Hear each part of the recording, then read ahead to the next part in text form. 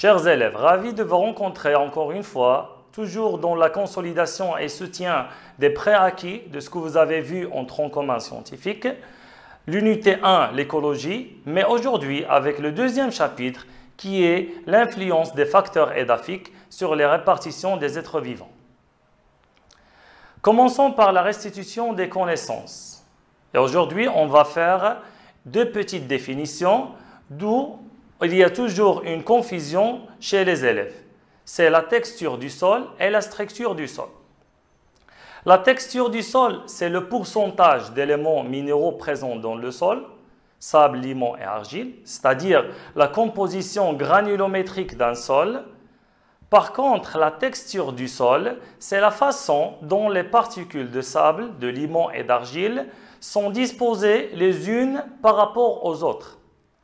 Alors, il faut toujours faire la différence entre la texture et la structure. La texture, c'est la composition granulométrique. Par contre, la structure, c'est la façon d'où ces particules sont disposées les unes par rapport aux autres. Alors, deuxième exercice, c'est faire encercler la bonne réponse pour chaque proposition. Commençons par la première proposition qui est la perméabilité d'un sol est petit a importante pour un sol argileux, B importante pour un sol calcaire, C importante pour un sol mixte ou bien D importante pour un sol sableux. Sachant que la perméabilité, c'est le volume d'eau qui s'écoule après la gravité, alors pour un sol argileux où les éléments qui contiennent dans ce sol sont très fins, alors il ne laisse pas beaucoup d'eau s'écoule après la gravité, alors il n'est pas importante la perméabilité pour le sol argileux. De même pour le sol calcaire et le sol mixte. Par contre, il est très important pour un sol sableux car il a beaucoup de porosité. Alors les trois premières propositions, petit a, B et C sont fausses. Alors la bonne réponse, c'est D, qu'il est importante pour un sol sableux. Deuxième proposition, la capacité de rétention de l'eau, ou bien la capacité de rétention en eau. Les propositions, petit a, la quantité d'eau et d'air circulant dans le sol. C'est le pouvoir B d'un sol de retenir l'eau. C, c'est l'aptitude d'un sol à laisser traverser l'eau. Couper, non. 2, ou bien la deuxième, couper. La deuxième proposition, la capacité de rétention de l'eau. Petit a, c'est la quantité d'eau et d'air circulant dans le sol. B, c'est le pouvoir d'un sol de retenir l'eau. C, c'est l'aptitude d'un sol à laisser traverser l'eau. Bien D, c'est la manière dans laquelle les particules du sol sont arrangées. Alors pour chaque proposition, pour petit a, c'est la quantité d'eau et d'air circulant dans le sol. Alors cette phrase ne signifie pas la capacité de rétention en eau. Pour C, c'est l'aptitude d'un sol à laisser traverser l'eau. C'est le contraire, c'est la perméabilité. Alors la capacité de rétention de l'eau, c'est le pouvoir d'un sol de retenir l'eau. Et n'est pas la manière dans laquelle les particules du sol sont arrangées. Alors les propositions A, C et D sont fausses. Alors la bonne réponse, c'est B, c'est le pouvoir d'un sol de retenir l'eau. Troisième proposition, le pH d'un sol dépend de la concentration de petit a en ion K+, en ion Na2+, en ion H+, ou bien D, en ion Ca2+. Alors toujours le pH d'un sol, elle est liée à présence ou absence de H+. Alors là, les propositions K+, Na+, Ca+, alors il n'est pas lié ou bien il ne dépend pas le pH d'un sol de la concentration de ces ions. Alors les propositions A, B et D sont fausses, mais la bonne réponse c'est C, c'est le pH d'un sol dépend de la concentration en ion H+. La quatrième proposition, la forme d'eau utilisable par les plantes est petit a, c'est l'eau de gravité, B, l'eau capillaire, C, l'eau de pluie, ou bien D, l'eau hygroscopique. Pour ces propositions, alors l'eau de gravité, c'est l'eau qui s'écoule après la gravité et qui passe en nappe phréatique. C'est l'eau de pluie, alors il tombe directement sur le sol, mais il va s'infiltrer, etc.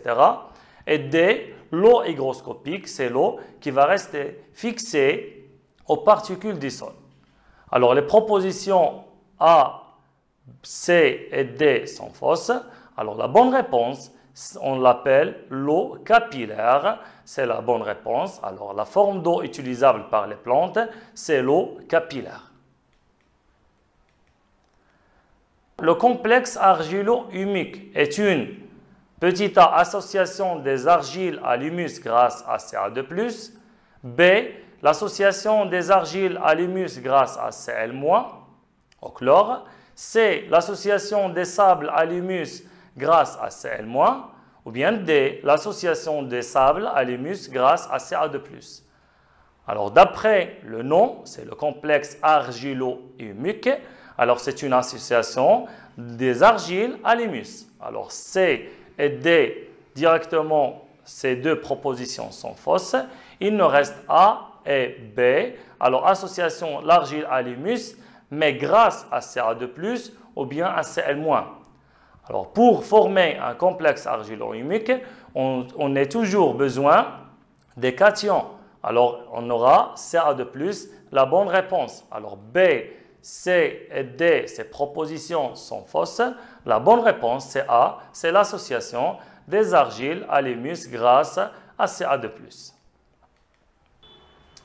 Alors pour la sixième proposition, une plante calcicole.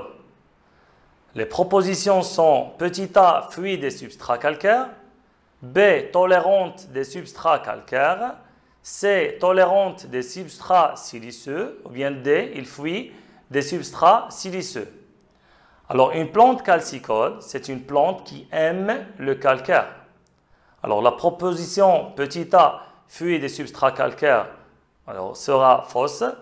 Alors C, tolérante des substrats siliceux, alors il est calcicole, n'est pas calcifuge, alors il ne va pas être tolérante aux substrats siliceux et il ne va pas être fluide des substrats siliceux. Alors ces trois propositions A, C et D sont fausses. La bonne réponse, une plante calcicole doit être tolérante des substrats calcaires. Alors, passons à autre méthode de restitution de connaissances, c'est répondre par vrai ou faux. Première phrase, l'eau hygroscopique est l'eau utilisable par la plante. On a vu tout à l'heure que l'eau capillaire, c'est l'eau utilisable par la plante.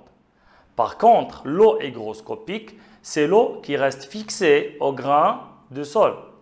Et on a également l'eau de gravité qui s'écoule après la gravité. Alors la réponse pour cette phrase, c'est faux. La deuxième phrase, c'est la capacité de rétention en eau d'un sol augmente avec l'augmentation du diamètre de ses grains. Alors pour la capacité de rétention en eau et sa relation avec le diamètre des grains de sol, on va voir cette planche ou bien cette figure qui montre que la texture du grosseur décroissante ou bien la texture du sol décroissante, du sable vers l'argile, on voit bien que la capacité de rétention en eau augmente. C'est-à-dire la capacité de rétention en eau d'un sol augmente avec l'augmentation du diamètre de ses grains. Cette phrase est fausse, c'est-à-dire la réponse c'est faux. Pour la troisième phrase, la structure compacte est la structure du sol la plus favorable au développement des plantes. Alors là, la structure compacte est la relation avec la structure du sol. Est-ce qu'il est favorable ou non pour le développement des plantes? Si on voit cette planche, on a normalement trois structures. Il y a la structure compacte où on voit des particules, des grains qui baignent dans une masse d'argile. Alors cette structure elle ne laisse pas ni l'eau ni l'air qui passe aux profondeurs. La deuxième structure, c'est la structure particulière. On voit bien des particules et il y a l'air entre ces particules. Et il y a la troisième, c'est la structure glomérulaire. Il y a des particules en agrégat et il y a le complexe argilo-humique. Cette structure, c'est la plus favorable normalement au développement des plantes. Alors pour notre phrase, la structure compacte est la structure du sol la plus favorable au développement des plantes. La réponse c'est faux. Autre phrase, les vers de terre participent à l'enrichissement du sol en sels minéraux. Alors les vers de terre et sa relation avec l'enrichissement du sol en sels minéraux. Si on voit encore une fois une image avec un tableau, il y a des vers de terre et là, c'est la teneur du sol en éléments chimiques et la teneur des déjections des lombriques ou bien des vers de terre. On voit bien dans ce tableau qu'il y a une teneur des terricules. Il est riche ou bien très riche en éléments chimiques par rapport aux teneurs du sol. C'est-à-dire les vers de terre, ils participent effectivement à l'enrichissement du sol en sels minéraux. C'est-à-dire la réponse, c'est vrai. Passons maintenant à l'exercice de raisonnement scientifique et de la communication graphique et écrite. Alors, on va prendre la première situation. Le chêne-liège couvre au Maroc une superficie de 350 000 hectares. Il est considéré comme un patrimoine naturel. Pour étudier certains facteurs qui influencent sa répartition, on propose les données suivantes. Alors, donnée numéro 1.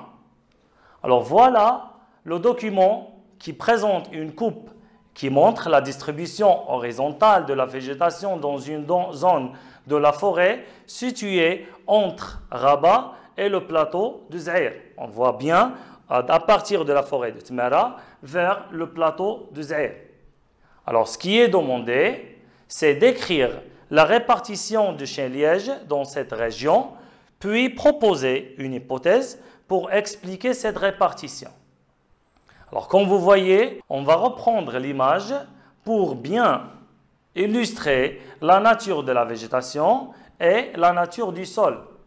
Alors, d'après la coupe, on a beaucoup de végétation. On a le chêne-liège, on a l'antisque, on a l'olivier, on a le pistachier, etc. Alors, ce qui est demandé, c'est la répartition du chêne-liège. On voit bien dans la coupe que le chêne-liège se trouve dans le sable, et se trouve également dans le sable plus argile, se trouve également dans le schiste et se trouve également dans le granit. Mais elle est absente dans les sols où il y a le calcaire. Alors, si on veut répondre à la première question, alors on observe que le chêne-liège se développe sur le sol de nature siliceux, alors granit, sable, sable plus argile, schiste, alors qu'il ne pousse pas dans les sols de nature calcaire. Comme hypothèse, on peut dire que le chêne-liège, il préfère le sol siliceux, alors il est silicole, et fuit les sols calcaires, alors il est calcifuge. Donnée numéro 2, deux plantes, Lupinus luteus, qui est une plante calcifuge, alors qui n'aime pas le calcaire, et Vicia faba, qui est une plante calcicole, c'est-à-dire il aime le calcaire, ont été cultivées dans des milieux dont le pH de la solution du sol varie entre 5 et 11. Le document 2 présente l'évolution de l'absorption du calcium en fonction du pH. Et le document 3 représente l'absorption de potassium, K+, qui est un ion indispensable au développement des plantes, par les racines de Lupinus luteus en présence et en absence de Ca2+ dans le sol. Passons aux deux documents. Alors, document 2, comme elle montre, on a Ca2+ absorbé en nanomètres par gramme de la masse sèche en fonction du pH pour Lupinus luteus et Vicia faba. Et le document 3, il montre l'absorption de potassium en milligrammes par gramme en présence et en absence de Ca de plus. Alors, comme question, à partir du document 2, comparer l'effet du pH sur l'absorption du calcium par les racines des deux plantes. Alors, passons au document 2. On voit que lorsque le pH du sol est inférieur à 7, la quantité de calcium absorbée par les deux types de plantes, Vicia faba et Lepinus luteus, est très faible. Mais ce taux d'absorption augmentera avec l'augmentation du pH du sol. Est plus importante chez Lepinus luteus, qui est une espèce calcifuge. Alors, question 3. À partir du document 3, montrez la relation entre Ca2+, et l'absorption des ions de potassium par les racines de cette plante. Revenons au document 3. Alors, on voit bien l'absorption de potassium en milligrammes par gramme en présence et en absence de Ca2+. Il est visible que la vitesse d'absorption des ions de potassium par les racines de Lepinus luteus en absence de Ca2+, est beaucoup plus grande que la vitesse d'absorption de ces ions en présence de calcium ou bien en présence de Ca2+. Donc, la présence des ions Ca2+ dans le sol empêche l'absorption des ions de potassium par la plante. Quatrième question. D'après les données de l'exercice, expliquez alors la répartition du chêne-liège dans les régions du Maroc. Alors, d'après ces documents, on peut dire que les ions de potassium sont indispensables pour la croissance des plantes. Ils ont également un rôle dans l'absorption de l'eau. Et comme les ions de calcium empêchent l'absorption des ions de potassium, ils empêchent alors le développement de la plante, ce qui explique l'absence du chêne-liège sur un terrain calcaire dans les régions du Maroc. Passons maintenant à la deuxième situation. La capacité de rétention en eau est l'une des propriétés physiques du sol. Pour mettre en évidence cette propriété, des chercheurs ont réalisé l'expérience de document 1. Et le document 2 présente l'évolution de la capacité de rétention en eau selon la texture du sol. Alors, comme vous voyez dans le document 1, on a 3 tubes. Alors, on a versé 100 ml d'eau dans 3 types de sols. Et on a l'eau filtrée. Alors, il y a une variation entre le sol 1, sol 2 et sol 3. Et le document 2, il présente la variation de la capacité de rétention en eau en fonction de la texture du sol. Ce qui est demandé dans la première question, c'est de calculer les valeurs de capacité de rétention en eau pour les 3 sols.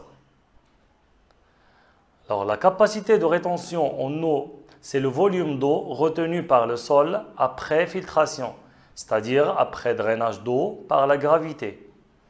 Et elle est calculée par la formule suivante. VR est égal à V moins VG, c'est-à-dire le volume de rétention, est égal au volume initial moins le volume d'eau après drainage par la gravité. Alors revenons au document 1. D'après ce document, on a 3 sols, sol 1, sol 2 et sol 3. Et dans les 3 sols, on a versé 100 ml. Dans le sol 1, après qu'on a versé 100 ml, on a obtenu comme eau filtrée 80 ml. Et pour le sol numéro 2, après qu'on a versé 100 ml, on a obtenu 70 ml. Et pour le sol 3, après qu'on a versé 100 ml, on a obtenu comme eau filtrée 88 ml.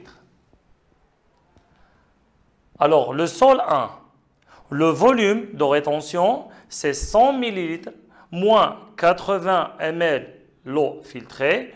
Alors, le volume de rétention est égal à 20 ml.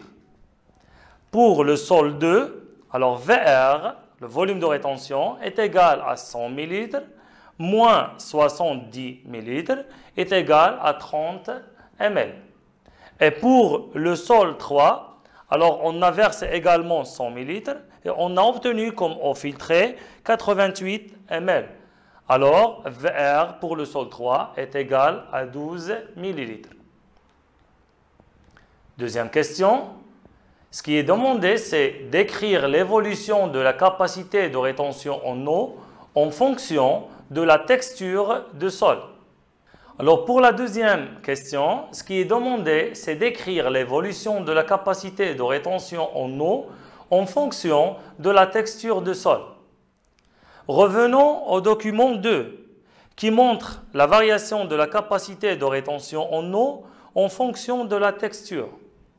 Passant du sable à l'argile, il y a une texture décroissante. De même, on voit bien qu'il a une capacité de rétention en eau qui augmente en fonction de la diminution de la texture. C'est-à-dire, plus la taille des grains diminue, plus la capacité de rétention en eau augmente. Alors pour la question 3, déduire la texture de chacun des trois sols, sol 1, sol 2 et sol 3. Alors, on a obtenu tout à l'heure pour le volume de rétention, pour sol 1, 20 ml, pour sol 2, 30 ml et pour sol 3, 12 ml. Et on a vu qu'on a une proportionnalité entre la capacité de rétention en eau et la texture du sol. Alors, d'après ces résultats, on peut dire que le sol 1 est un sol limoneux, et le sol 2 est un sol argileux, et le sol 3 est un sol sablonneux. Alors, pendant cette séance, on a fait également une partie des restitutions des connaissances et une partie comme exercice où on a fait 2 situations. J'espère que ce qu'on a vu aujourd'hui sera utile pour vous et merci de votre attention.